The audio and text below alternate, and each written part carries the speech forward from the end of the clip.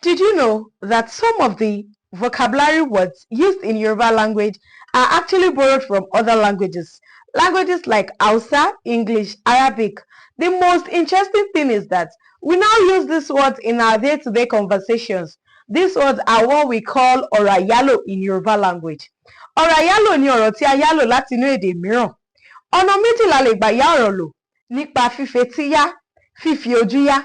Fífi etí yá kí á wo bí wọ́n ti ń pe àwọn ọ̀rọ̀ yìí kí ó wá ṣokùnfà bá ó ti kọ wọ́n sílẹ̀ àti bá ó ti pè wọ́n ní ìbámu pẹ̀lú ètò ìró Yorùbá. Fífojú yá ká wo bí wọ́n ṣe kọ wọ́n sílẹ̀ nínú èdè tí a ti fẹ́ yá wọn kí a wá fi kọ wọ́n sílẹ̀ ní èdè Yorùbá àti bí a ṣe máa pè wọ́n. Kì í ṣe èdè Yorùbá nìkan ní yá ọ̀rọ̀ lò. Àwọn ọ̀rọ̀ míì ní èdè mìíràn náà wọ́n yá láti inú èdè Yorùbá ni. Bíi fanimorous, wọ́n yá láti ọ̀rọ̀ fanimọ́ra nínú èdè Yorùbá ni. If you know the word fanimorous in Urban Dictionary today, it was actually borrowed from the word fanimọ́ra in Yoruba language.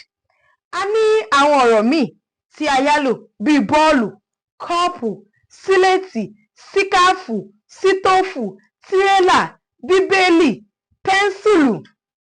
A máa gbọ́ kádàrá. Kádàrá yìí ṣe ọ̀rọ̀ Yorùbá, a yá lò láti ọ̀rọ̀ Lárúbáwá ni. The word kádàrá was coined from the Arabic word kadar. Al-afiya. Yoruba coined àlàáfíà from that word, good health.